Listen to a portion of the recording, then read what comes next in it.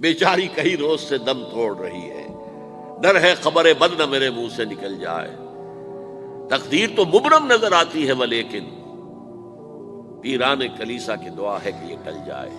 تو پہلی بات میری ختم ہوئی، عالمی نظام خلافت دنیا کی تقدیر مبرم ہے، ہو کر رہے گی، اس میں کسی صاحب ایمان کو کوئی شک، کوئی شبہ، کوئی ریب نہیں ہونا چاہیے۔ البتہ اس کا اب دوسرا پہلو کیا ہے، اس کا آغاز کہاں سے ہوگا؟ پہلی بات تو یہ، ہمارے بعض لوگوں کے ذہنوں میں، سادہ دل لوگ وہ سمجھتے ہیں کہ پوری دنیا میں ایک ہی دفعہ آ جانی چاہیے، یہ کوئی علاقائی خلافت تو نہیں ہو سکتی، خلافت تو عالمی ہوتی ہے۔ ان سے میں کہتا ہوں عالمی خلافت کب تھی جناب؟ یہ تو نہ خلافت راشدہ میں عالمی تھی، کیا ہندوستان شامل تھا اس میں؟ کیا چین شامل تھا؟ کیا یورپ شامل تھا؟ اور پھر جو خلافت کے نام سے جو ملوکیت چلی ہے وہ بھی صرف آپ دور بنو امیہ میں کہہ سکتے ہیں کہ وہ پورا عالم اسلام کم سے کم اس کے تحت تھا۔ بعد میں خلافت عباس، بنو عباس میں اور فاطمیین کی خلافت میں اور آل عثمان جو ہیں آٹومان ٹرکس کی خلافت میں ٹکڑے تھے، حصے بکھرے تھے، کوئی مانتا تھا کوئی نہیں مانتا تھا۔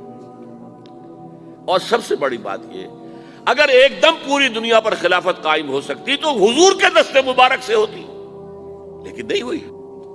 نتیجہ کیا نکلا؟ ایک ملک میں حضور نے قائم کر دی، جزیرہ نما عرب، یہاں خلافت قائم ہو گئی، حضور خلیفہ ہے۔ اس کے بعد آپ کے خلفائے راشدین نے پھر اس کو وسعت دی، شرقاً غرباً شمالاً، 3 کالمز نکلے ہیں فوجوں کے، صحابہ کرام کے، 3 کالمز، ایک ایسٹ ورڈ، ایک ویسٹ ورڈ، ایک نارتھ ورڈ۔ ایک عراق کو فتح کرتے ہوئے ایران میں پہنچ گیا، خراسان تک چلا گیا، ایک شام کو فتح کرتے ہوئے اور پھر سینائی پیننسولا سے ہو کر افریقہ میں داخل ہوا اور اٹلانٹک تک پہنچ گیا، تیسرا سیدھا شمال میں گیا، لیکن یہ زیادہ دور نہیں جا سکتا تھا، کوکیشین ماؤنٹینز آ گئے، کوہ قاف، اس زمانے میں تو یہ یوں سمجھیے کہ امپیسیبل تھا نا، کوہ قاف، لہذا وہاں آ کر رک گیا بابا۔ اب بھی یہ ہوگا، کسی ایک جگہ سے شروع ہوگا پھر پھیلے گا، اس کے سوا کوئی چارہ کار ہے ہی نہیں۔ اگر ہر جگہ پوری دنیا میں ایک ہی وقت میں ہو سکتا تو حضور کے دست مبارک سے ہوتا صلی اللہ علیہ وسلم۔ اب وہ نقطہ کون سا ہوگا، نقطہ آغاز کون سا ہوگا؟ اس میں پہلی بات تو میں نے کہا، جو شک کرے گا اس کا پھر ایمان مشکوک ہے، ہوگا، لازماً ہوگا، گلوبل ہوگا، پوری دنیا میں ہوگا۔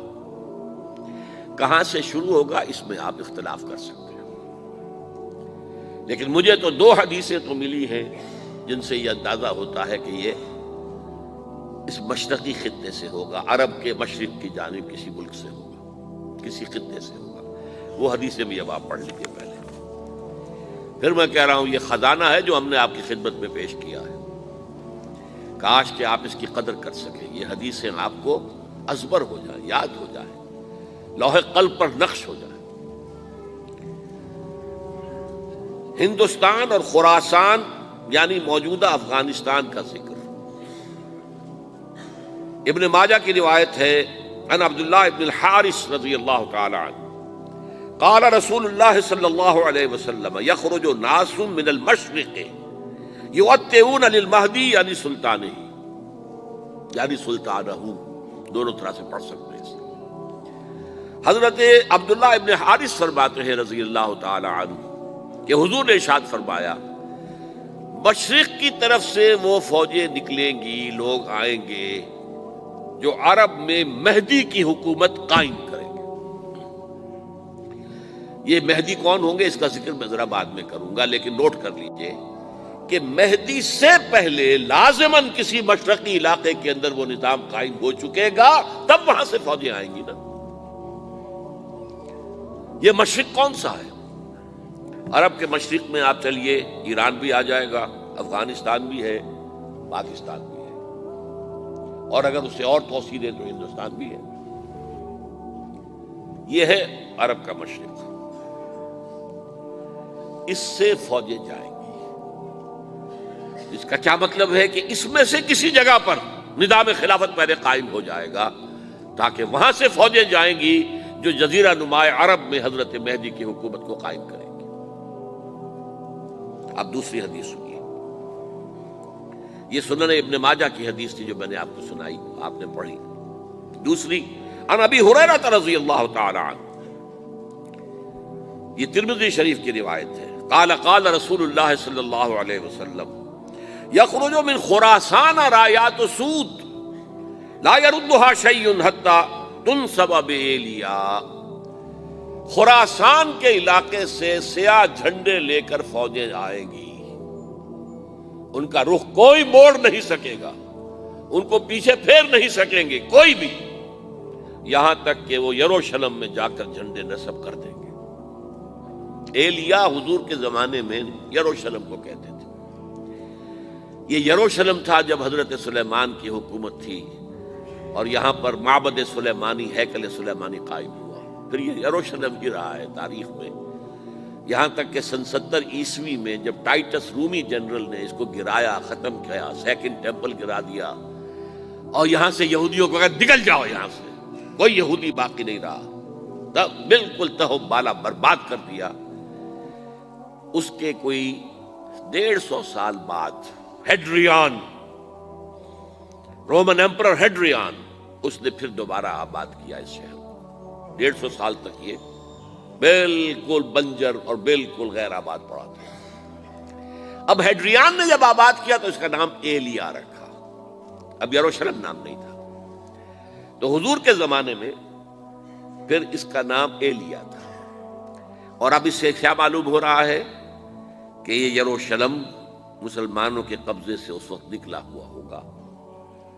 ایک دفعہ پہلے نکلا تھا، سن 1099 عیسوی میں مسلمانوں کے ہاتھ سے نکلا، کروسیڈرز عیسائیوں نے آ کر اس کو قبضے میں کیا، لاکھوں مسلمانوں کو مارا، قتل کیا۔ اس کو 1187 عیسوی میں واپس لیا ہے۔ کس نے لیا ہے؟ صلاح الدین ایوبی، کرد۔ عرب کھوکھلے ہو چکے تھے، عربوں نے کھویا، واپس نہیں لے سکے، بہت حکومت کر چکے تھے، 400-500 برس کی حکومت کر کے، اور ان کے عیش اور ان کے آرام، اب ان میں جان نہیں تھی کہ وہ واپس لے سکے۔ واپس لینے والا گرم کرد خون تھا، صلاح الدین ایوبی۔ تو گویا کہ اب آپ سمجھئے کہ 88 برس تک عیسائیوں کا قبضہ رہا یروشلم پر۔ اب 1967 میں یہودیوں نے قبضہ کیا ہے، اور اب 38 برس تو ہو گئے، 88 نہیں تو 38 برس تو ہو گئے ہیں، لیکن وہ دور آئے گا کہ اب پھر لیں گے۔ لینے والے عرب بھی نہیں ہوں گے، خراسان کے علاقے سے فوجیں آئیں گی۔ یہ خراسان کیا تھا؟ ایلیا تو میں نے آپ کو بتا دیا، یروشلم کا نام ہے۔ خراسان اس زمانے میں ایک بہت بڑے ملک کو کہتے تھے، کچھ حصہ پاکستان کا بھی اس میں شامل ہے، کچھ حصہ ایران کا بھی ہے۔ ایران کے اس حصے کو اب بھی خراسان کہتے ہیں، وہ ایک صوبہ ہے۔ خراسان ایک صوبہ ہے ایران کا، چھوٹا سا۔ پاکستان میں خاص طور پر یہ جو علاقہ مالاکنڈ ایجنسی کہلاتی ہے، اس سے اوپر جتنا علاقہ ہے، اور یہ جو واخان کی ایک پٹی آتی ہے اوپر، واخان افغانستان کی ایک پٹی سی دم سی چلی آتی ہے جو جا کر چائنا کی سرحد سے مل جاتی ہے، یہاں سے لے کے یہاں تک یہ جو مالاکنڈ کا وہ درہ ہے اور پہاڑ ہے، یہ بھی خراسان کا حصہ ہے۔